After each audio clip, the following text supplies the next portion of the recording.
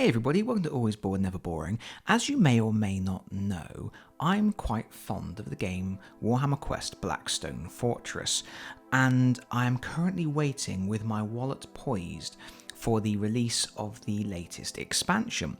But while we are waiting for that expansion, Games Workshop have been providing some additional content for the game in their White Dwarf magazine. This is my glorious full art subscriber cover. Isn't that beautiful? If you look very, very carefully, it does say White Dwarf just there. But yes, subscribers get this special full art cover. So this is the June 2019 issue of White Dwarf, and it contains the first part of a new quest for Blackstone Fortress. And I thought I would take a quick look at it and we can see what it's all about. But before we do, I thought I would do a quick the story so far and show off the previous content for Blackstone Fortress that has been in White Dwarf magazine. If you're only interested in the June 2019 issue, I will put a timestamp in the description below so you can cut straight to the chase. But for everybody else, we're doing a little time warp. We're going back to the point when they didn't do the glorious full art subscriber covers. Not so very long ago, the December 2018 issue. And this was when Blackstone Fortress actually came out. And this issue included a small mission for Blackstone Fortress. It's this one. It's called Light in the Dark. And it's for 1 to 3 players. Working on the basis that if there's 3 players, then the third player is actually the enemy player, controls all of the bad guys. So really, you're looking at it being a solo mission or a cooperative 2-player mission. If you're not into the one versus many, one person controlling the bad guy type of format of gameplay. And it's kind of a precursor to the main campaign that you get in the Blackstone Fortress box set, and it actually even advises you that it's a good idea to play it first before you play the mission in the box set. Not because it particularly needs to be played in that order from a mechanisms point of view, but just because from a narrative perspective, this particular mission includes Thaddeus and his assistant Pius Vaughan. So it's just the 2 heroes, and it's kind of them going into the Blackstone Fortress, attempting to eradicate the taint of chaos and generally having a hard time of it. And it's played as a mini quest, which involves... I'm going to assume people know how to play Blackstone Fortress if they're looking at the additional content from White Dwarf. But you do a short run-up to a pre-constructed map. The map is Overleaf. So this is the pre-constructed map, the Traitor's Fane, and you do 2 exploration cards on the run-up to this, one of which will be a challenge and one of which will be a combat. And then you go into the Traitor's Fane, and there are 3 objective markers, and you have to burn them. Pius Vaughan needs to go crazy with the flamethrower and burn them. And if you do that, then you actually get access to a special object, which was included free on the cover of this particular magazine. It's a Blessed Aquila that gives you a bonus, and you can keep that going forwards into your subsequent adventures. Now, there's no reason why you can't play this after playing the main campaign. There's no reason why you can't play this after playing the Ambull expansion or anything like that. But it does recommend playing it first. Also, it does say, if I can find it, that it's a new quest that can be attempted if the explorers are not already undertaking another quest. And they always say this with the quests in Blackstone Fortress. They say you can't undertake one of these side quests while you're doing a main quest, like the one in the main box. But technically you kind of can. You just basically put your other mission on pause and say, right, we're going to go and do this. There's no sort of mechanical reason, really. It might be a little bit more difficult to keep track of all the different cards and things like that if you pausing the game over several sessions. But generally speaking, you're going to do this between your other quests. And this was just kind of like a cool little extra thing that was released at the point the game came out. And like I say, it actually had a new card. And then we skip forwards to our glorious full art subscriber covers. And this is May 2019. And this was the second issue where they introduced some Blackstone Fortress content and went for something a little bit different, perhaps a little bit unexpected.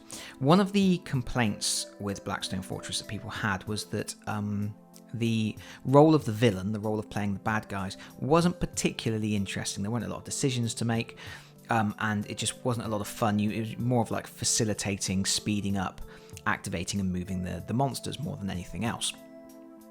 Whether Games Workshop listened to those complaints or whether they were planning on doing this anyway, I don't know. But what they have done in this issue is they have introduced some additional things that the villain character can do.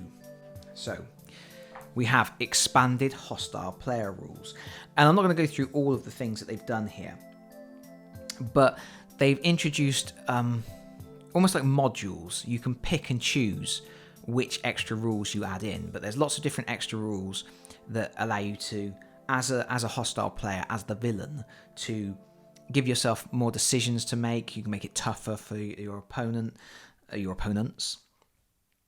So there's extra things you can do, and you can pick and choose which ones you want to use. You can use them all, or you can just use the ones that you like the look of. So one of the things you can do is you can take extra control of the exploration. And the way it works is that rather than having a pre-constructed deck of challenges and of different exploration cards, the hostile player actually has a hand of cards, a hand of the exploration cards, and chooses one from their hand to play, and then whichever type they play, they have to take one of the other types of cards. So if they put a combat card down, then they have to take a challenge card back into their hand. If they play a challenge card, they have to take a combat card. So they have a little bit more control over the narrative of the exploration of the mission. So that's kind of interesting. And there's a similar process as well for battlefield creation, where the hostile player has a hand of encounter cards. But the biggest possibly most interesting rule that they've introduced is the destiny dice system. And what that means is that any destiny dice that are discarded become nemesis dice. Your hostile player has a selection of dice that they can use to perform their own actions. And furthermore, whenever a destiny dice is used by a hero, then that destiny dice also becomes a nemesis dice. So it creates an interesting risk-reward element for the heroes. They can use a destiny dice to get an extra action, an extra benefit, but if they do, then the dice goes across to the hostile player with the same value on it, and then the hostile player has a selection of different actions that they can use. We'll just look at a couple of them. So you've got Raging Blows. So any dice of a 1+, choose one hostile, make an attack with that hostile. This action cannot be taken during Explorer's activation. There's New Orders on a dice of 2+, choose one hostile after a behavior roll has been made for that hostile, re-roll that behavior roll and use the new result. Possibly the most interesting is Glancing Blow, which requires a 6+ dice, and it says after a hostile suffers a wound or grievous wound, roll the triangle dice and look up the result below. And then you've got failure, success, and critical success, and you're basically gaining an armor saving throw for your characters, for your enemies, and that's pretty interesting. That's an interesting new thing. But yeah, whether that's going to be of interest to you or not really depends on whether you like to play with a hostile player. And finally, that brings us up to date with our June 2019 issue, which contains the first part of a brand new mission. And this mission is continuing the narrative started with the Ambull expansion. Do you need the Ambull expansion to play? Yes and no. It uses certain elements from the Ambull expansion. It obviously uses the Ambull miniature and the Boarworm miniatures, and it also uses the reference cards for those two enemy types. So you need to have the reference and statistics and behavior charts for those two types of enemies. After that, it also uses egg tokens, but you could use any tokens you have, and it also uses the nest overlay tile. Apart from those things, you don't need anything else from the Ambull expansion to play this. So if you can get hold of the Ambull statistics or reference cards, the Boarworm reference cards, and some proxies for everything else, then you can play this mission.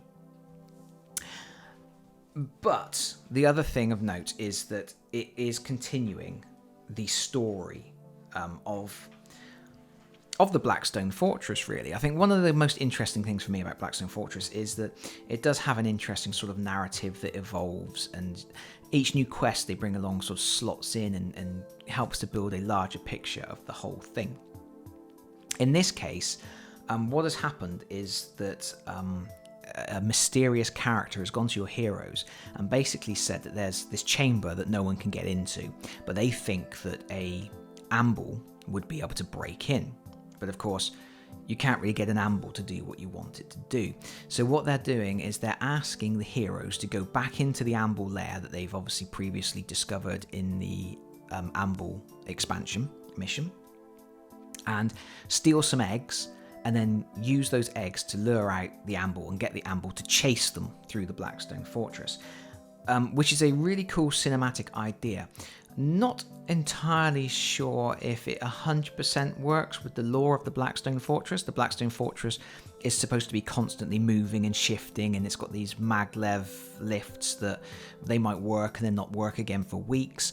So being able to locate the Ambull lair again, being able to take the eggs, and then being able to lure the Ambull across the Blackstone Fortress to a different area where there's a sealed chamber does seem to be a bit of a stretch. And they even actually reference in the fluff of one of the missions that it says that the chamber that you're trying to break into is surprisingly stable compared to the rest of the Blackstone Fortress. So they've had to actually sort of give a fluff reason why this mission is still going to work. But whatever, it's a cool idea, because you're grabbing some eggs and you're saying, hey buddy, chase me. And that's exactly what's going to happen. It is a one-shot. You can play it in between any other mission that you're playing. Much like the first mission that was in the first magazine I showed you, it recommends playing it, or it says you can't be currently involved in any other mission when you play this one.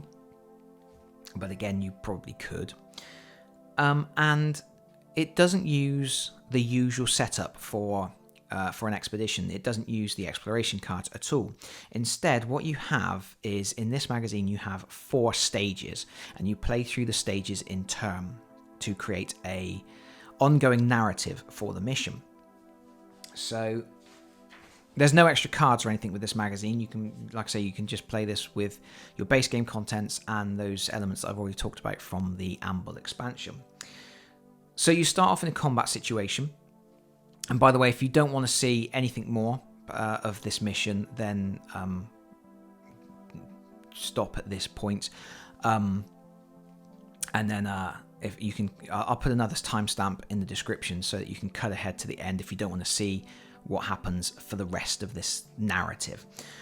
But basically, you start off in a combat situation where you are already in the lair of the Ambull. You start around the nest. Every player has 1 egg, and you basically have to run. The Ambull is currently involved in a scuffle with some drones, with the spindle drones, which have kind of infiltrated the lair and they're being a nuisance. So the Ambull's fighting those. But once the Ambull has dealt with the drones, the Ambull is coming for you. So you've got to get past the scuffle and get out.